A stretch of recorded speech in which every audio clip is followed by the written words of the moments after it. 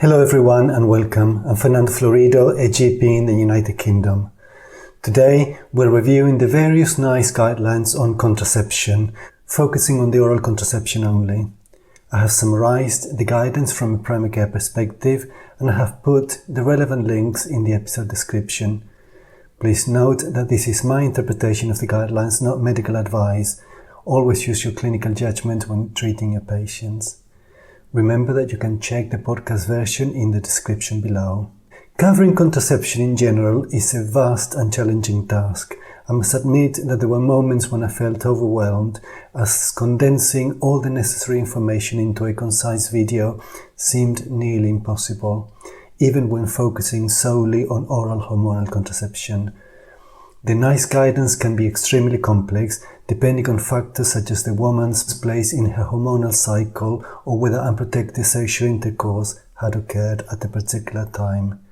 In situations where complexity became unmanageable, I made an effort to simplify the advice while ensuring that the desired contraceptive effect was maintained. So with that said, let's dive in. The video consists of 3 parts: an assessment of suitability for oral contraception, information about the combined oral contraceptive, and details about the progesterone-only pill. Let's start with assessment. How should we start the assessment of a woman requesting oral contraception?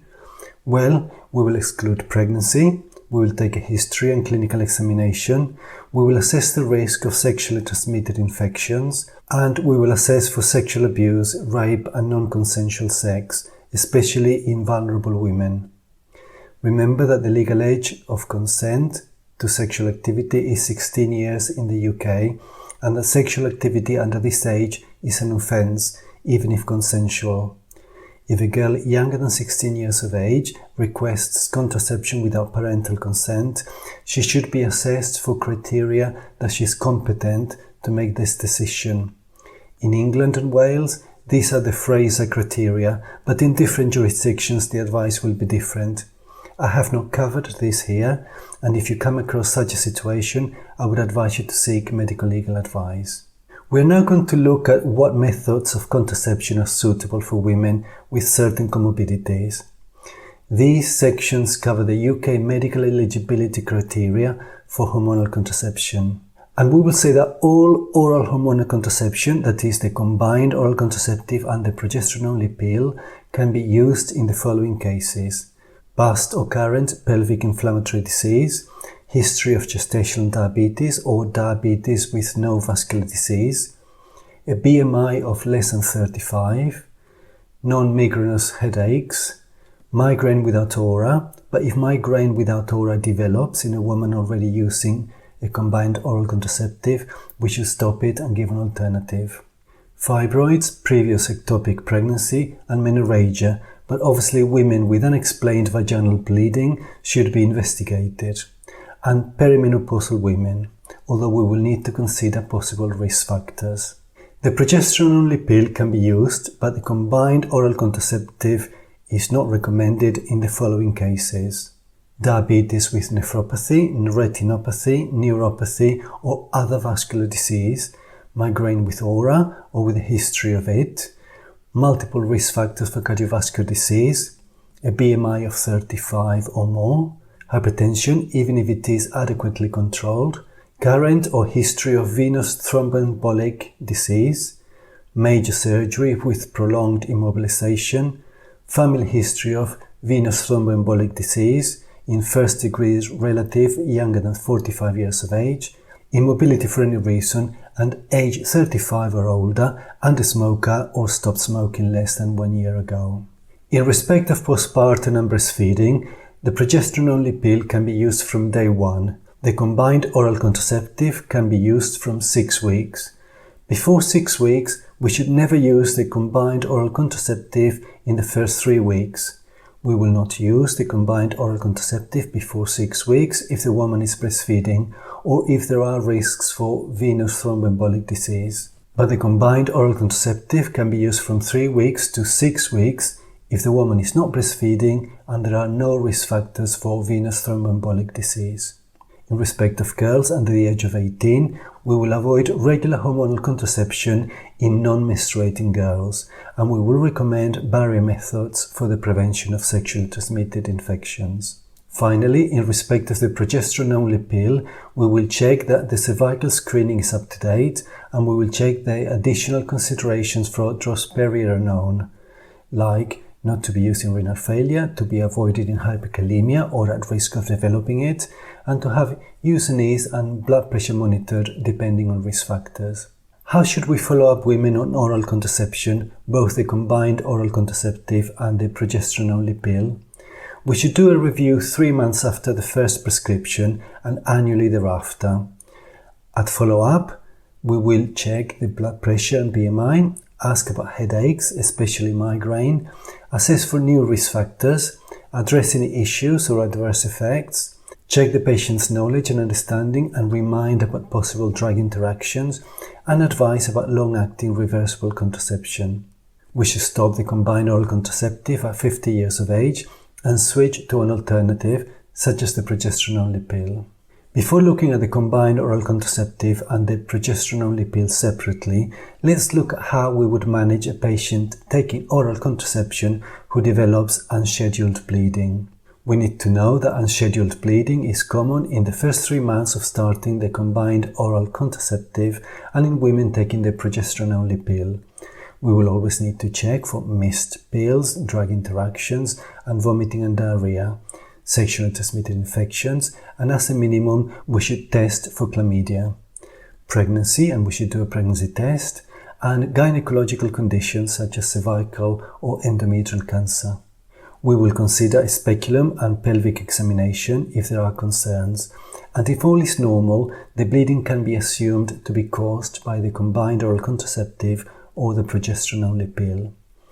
If on the combined oral contraceptive and the bleeding does not settle, we will consider a different combined oral contraceptive with a higher dose of estrogen or higher dose of progesterone or different type of progesterone or another form of contraception.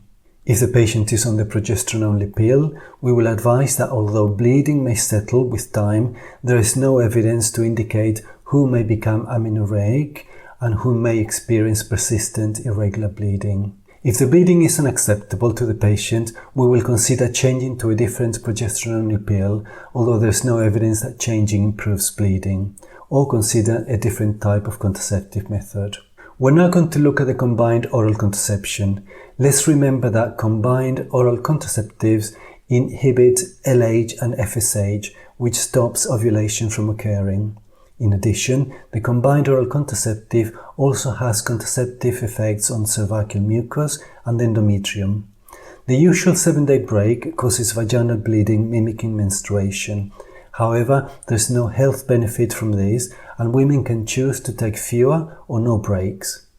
When used perfectly, there's a 0.3% failure rate within the first year, but in the real world, the failure rate can go up to 9%. When can a woman start using a combined oral contraceptive? If the combined oral contraceptive is started on days 1 to 5 in the menstrual cycle, no additional contraception is required unless the woman is starting Clara or Zoeli. If the woman is starting Clara or Zoeli on day 1 of the menstrual cycle, then no additional contraception is required. But if the woman is starting Clara or Zoeli on days 2 to 5 of the menstrual cycle, we should advise a barrier method for the first 9 days in the case of Clara or the first 7 days in the case of Zoeli. If the combined oral contraceptive is started at any other time in the menstrual cycle, we will advise a barrier method for the first 7 days or 9 days in the case of Clara.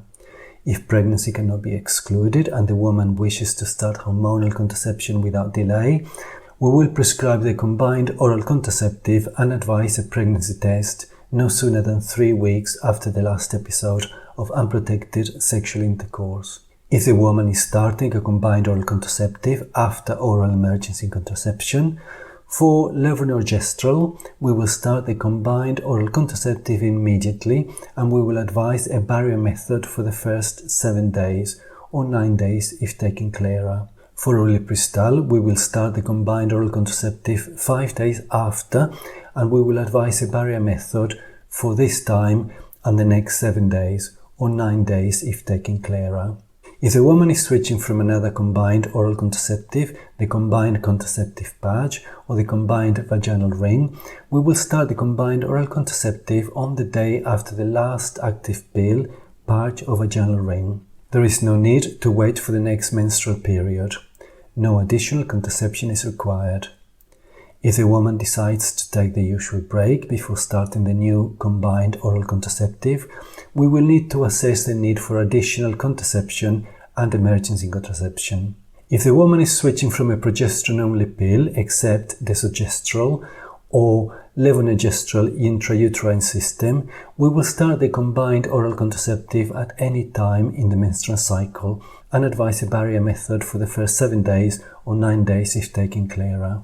The advice on how to switch from the drospiridone progesterone-only pill, a progesterone-only implant, or a COPA intrauterine device can be fairly complex depending on various factors, and these patients may very well be managed by family planning clinics, so I will not cover them here. But feel free to check the links in the episode description if you wish to know more. If the woman is amenorrheic but not at risk of being pregnant, we can start the combined oral contraceptive at any time, and additional contraception is required for 7 days or 9 days for clearer. If the woman is postpartum, we will advise a barrier method for the first 7 days or 9 days for clearer. If the woman has had a miscarriage or termination of pregnancy, each gestation is less than 24 weeks. If the combined oral contraceptive is started within 5 days, except for clearer and Sueli, which is 1 day, no additional contraception is required. If the combined oral contraceptive is started at any other time, we can use a barrier method for 7 days or 9 days for clearer. If gestation is 24 weeks or more, we will treat them as if they were postpartum. What types of combined oral contraceptives are available? Combined oral contraceptives contain both an estrogen and progesterone. Combined oral contraceptive preparations differ according to how the doses vary over the menstrual cycle. For example, in monophasic combined oral contraceptives, the amount of estrogen and progesterone in each active tablet is constant throughout the cycle. In phasic combined oral contraceptives, the amount of estrogen and progesterone vary over the cycle. Phasic combined oral contraceptives can be biphasic, triphasic, or quadriphasic, depending on the number of sets of active pills. They can also vary depending on the dose of the estrogen. For example, low-strength combined oral contraceptives contain 20 micrograms of ethinyl estradiol, and standard-strength preparations contain 30 to 35 micrograms of ethinyl estradiol in monophasic combined oral contraceptives, and 30 to 40 micrograms in phased preparations. They also vary according to the type of progesterone they contain and the presence or absence of a pill-free interval. Most combined oral contraceptives are packaged as 21 active tablets to allow for a 7-day break every 4 weeks. However, some products have 7 placebo tablets so that a tablet is taken every day without a break. Which combined oral contraceptives should we offer first line? First line options are monophasic preparations containing 30 micrograms of estrogen plus either norethistron or levonorgestrel. Examples are Loestrin 30, Microgynon 30, Ovranet, Levest and Rigevidon. However, any combined oral contraceptive can be offered first line. We can prescribe up to 12 months supply for initiation and continuation of combined oral contraception. And you can check the full availability of brands by looking at the BNF. Let's look at the advice that we should give women taking the combined oral contraceptive. If a woman becomes pregnant while taking the combined oral contraceptive pill and she wishes to continue with the pregnancy, we will stop the pill and explain that there is no evidence of harm if pregnancy occurs whilst on the combined oral contraceptive. What are the advantages and disadvantages associated with combined oral contraception? Advantages are that there is a reduced risk of some cancers, including colorectal, ovarian and endometrial cancer. There's a reduced risk of ovarian cysts and benign ovarian tumors. There is reduced severity of acne in some women, and normal fertility returns immediately after stopping the combined oral contraceptive. Combined oral contraceptive may also reduce the risk of benign breast disease and osteoporosis, although the available evidence is conflicting. Disadvantages are that there are less effective and long-acting reversible methods of contraception, and that some women experience adverse effects. The most commonly reported adverse effects are nausea and abdominal pain, headache, breast pain or tenderness, menstrual irregularities in up to 20% of users, and other adverse effects include hypertension, changes in lipid metabolism. There's a very small increase in the risk of MI and a twofold increase in risk of stroke, which is greater in at-risk patients. There is an increased risk of venous thromboembolism, but the absolute risk is very low and lower than the risk of venous thromboembolic disease in pregnancy. The risk of venous thromboembolism depends on the progesterone component, and levonorgestrel, norethisterone and orgestimate have the lowest risk. There is an increased risk of breast and cervical cancer, which returns to normal within 10 years after stopping the combined oral contraception. Depression is a known side effect, and angioedema may be induced or exacerbated by exogenous estrogens. There is no evidence that combined oral contraception cause weight gain or loss of libido. In addition, cosaprendiol should not be used in hepatic disease, and many angiomas have been associated with cyproterone. We also need to be aware of drug interaction and that the effect of combined oral contraception may be reduced with liver enzyme inducing drugs like antibiotics such as rifampicin and rifabutin, antiepileptic drugs, antiretrovirals, and St. John's wort. How should we manage them? We should advise not to take products containing St. John's wort. We should always change to an alternative contraceptive method if taking rifampicin or rifabutin. For other liver enzyme-inducing drugs, the advice may be more complex depending on the duration of treatment and the type of combined oral contraceptive used. I would recommend that you look up the specific advice depending on the situation. We need to be aware that breakthrough bleeding may indicate low serum ethinylestradiol concentrations. If other causes of bleeding have been excluded, we could increase the dose up to a maximum of 70 micrograms. We will consider the need for emergency contraception if sexual intercourse has taken place while the efficacy of the combined oral contraceptive may have been reduced. To reduce the risk of contraceptive failure, we can recommend either an extended regimen, that is, using the combined oral contraceptive continuously until breakthrough bleeding occurs for 3 or 4 days, or a tetracycline regimen with a shortened pill-free interval of 3 to 4 days, that is, taking 3 pill packs continuously without a break. But we need to remember that only monophasic 21-day pill packs containing at least 30 micrograms of ethinylestradiol are suitable for these two options. In terms of surgery, we should explain that no precautions are necessary for minor surgery such as varicose vein surgery and tooth extractions, but the combined oral contraceptive should be stopped 4 weeks before any major surgery, which includes operations lasting more than 30 minutes, all surgery to the legs, or surgery that involves prolonged immobilization of a lower limb, or if emergency surgery or immobilization, such as for a leg fracture, is necessary. The combined oral contraceptive can be then restarted 2 weeks after full mobilization. Let's now go through what missed pill advice we should give. And these missed pill rules apply to all combined oral contraceptives except Clara and Zoelle. If it has been 9 completed days or more since the last active pill was taken, we will consider emergency contraception if unprotected sexual intercourse has taken place, and we will advise to take the missed pill as soon as possible and to continue taking the remaining pills at the usual time. We will advise a barrier method until 7 consecutive pills have been taken, and we will consider a follow-up pregnancy test. If 1 pill has been missed, that is, less than 72 hours since the last pill was taken, we will advise that emergency contraception and additional contraceptive precautions are not required if there was otherwise consistent correct use. To take the missed pill as soon as possible and to continue taking the remaining pills at the usual time. This may mean taking 2 pills in 24 hours, the missed pill and then the next one at the usual time. If 2 to 7 pills have been missed, that is 72 hours or more since the last pill in the current pack was taken, we will consider emergency contraception if the missed pills were in week 1 after the break or if unprotected sexual intercourse has taken place, and we will also consider a follow-up pregnancy test.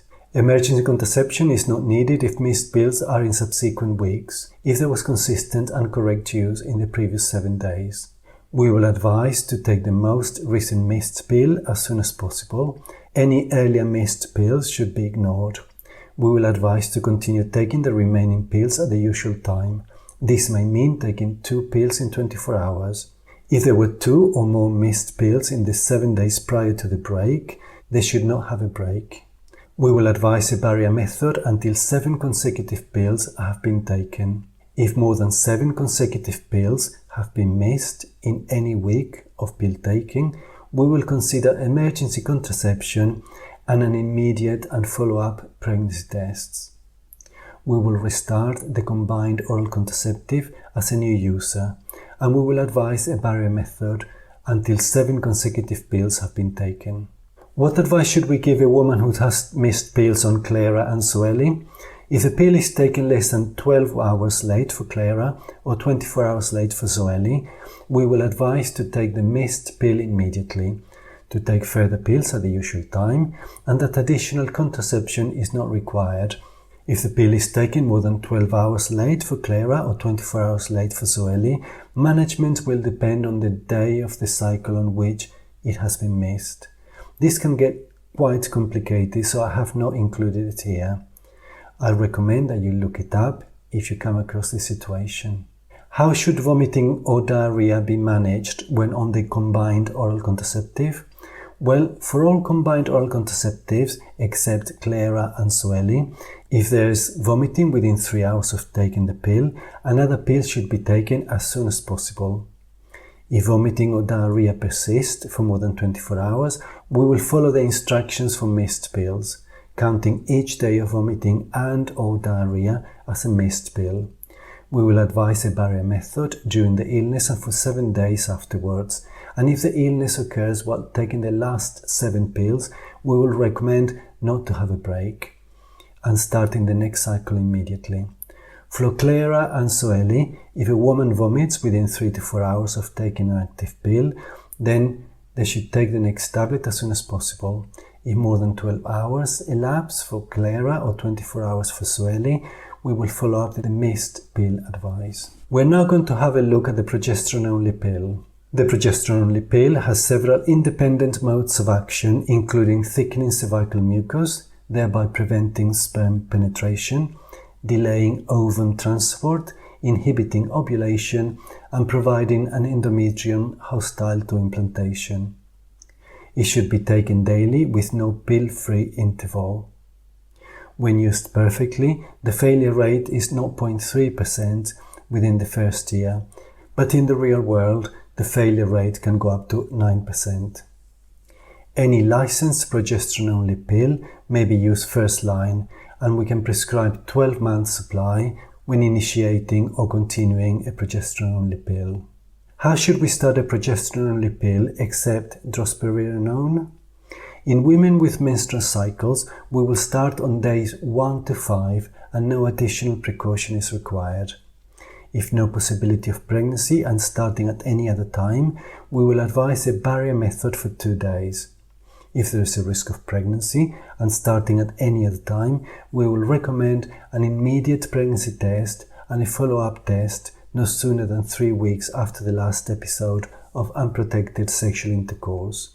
We will consider emergency contraception and quick start of the progesterone-only pill, but delay for 5 days if olipristal emergency contraception was given.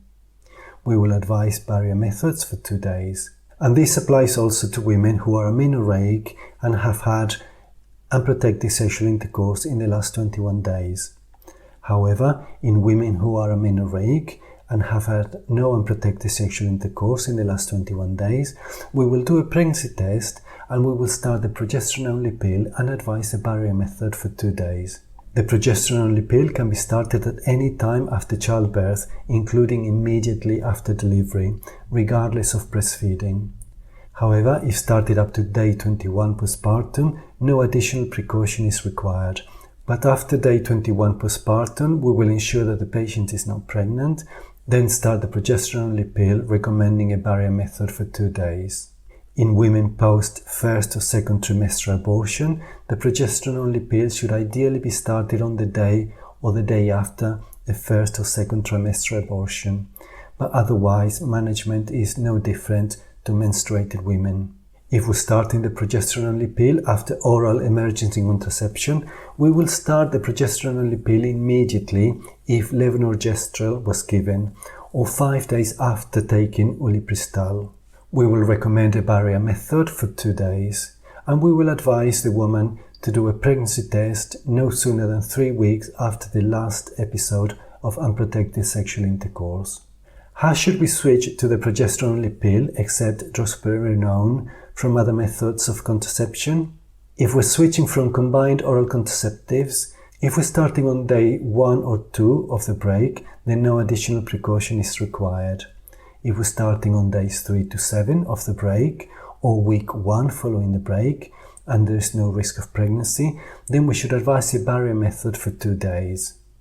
If we're starting on day 3 to 7 of the break, or week 1 following the break, but unprotected sexual intercourse has occurred, after that time, we will restart or continue the combined oral contraceptive until 7 consecutive pills are taken after the break, then switch.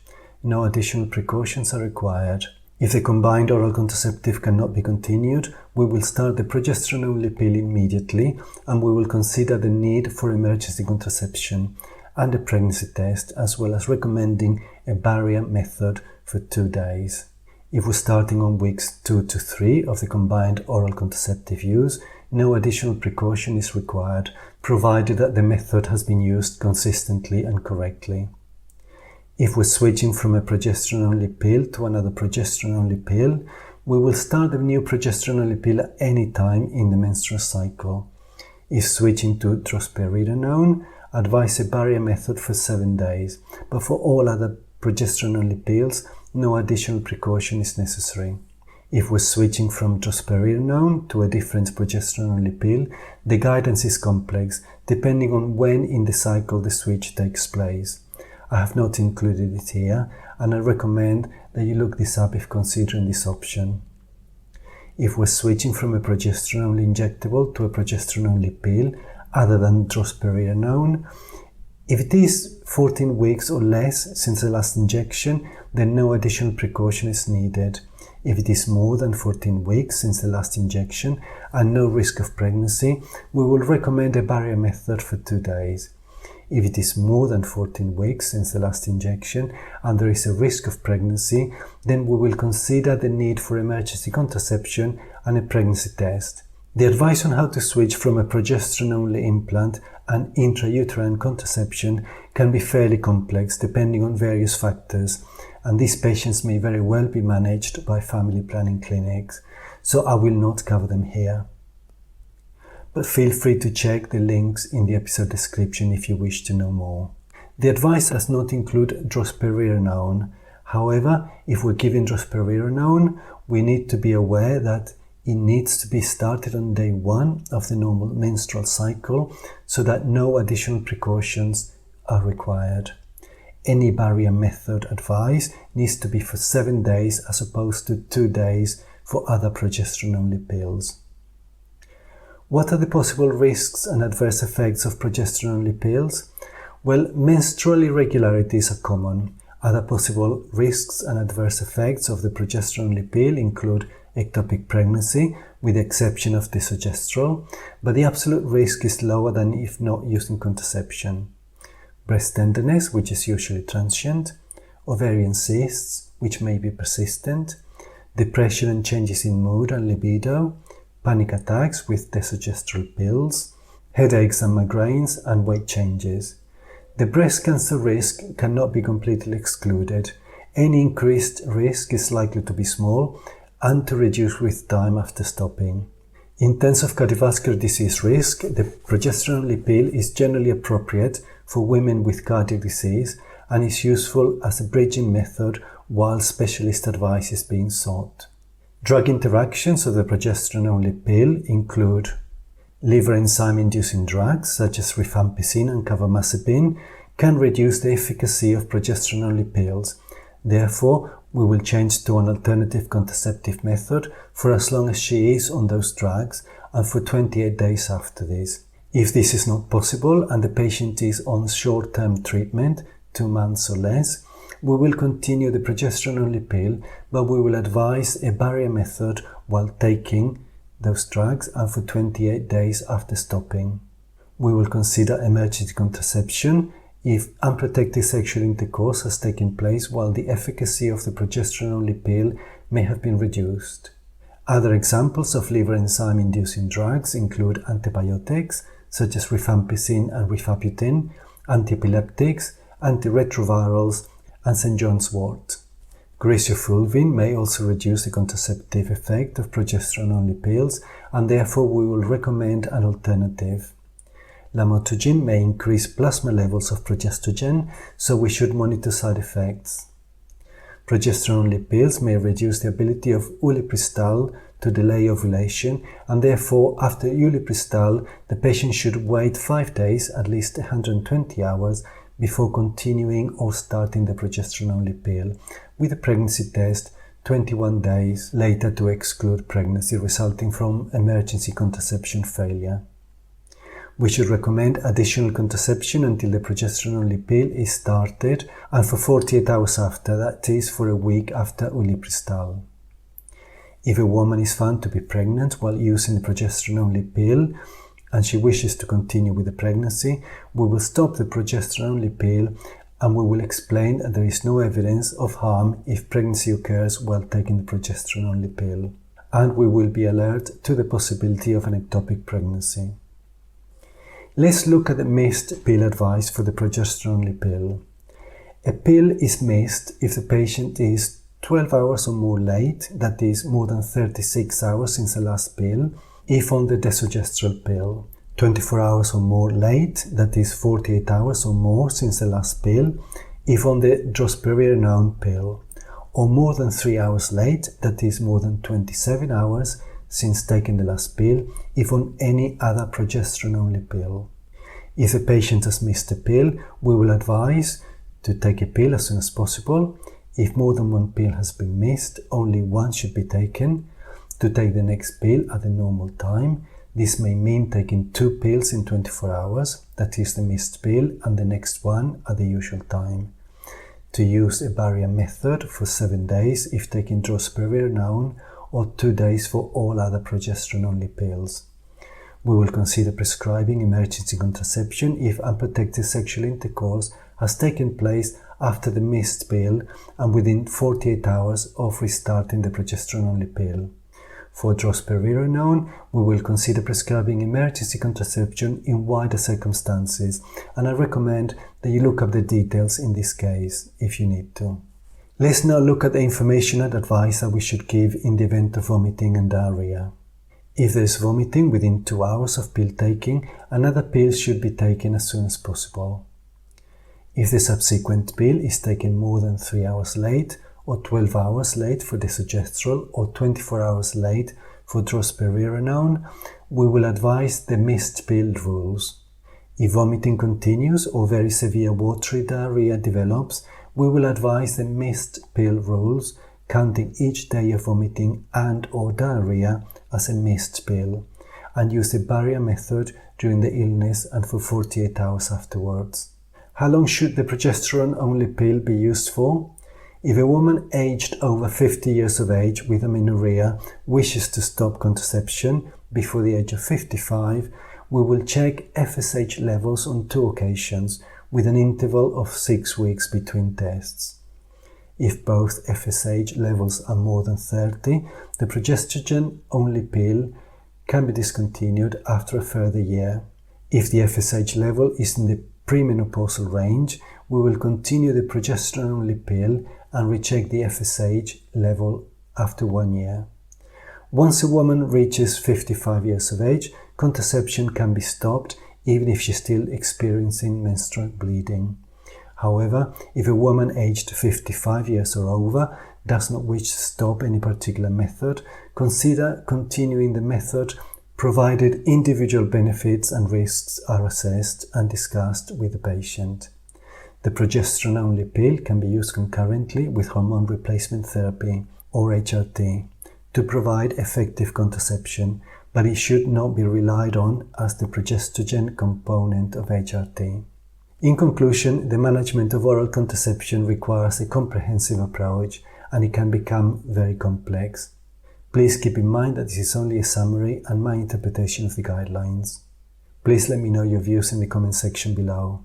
We have come to the end of the video. I hope that you have found it useful, and if so, please hit the like and subscribe buttons. Thank you for watching, and goodbye.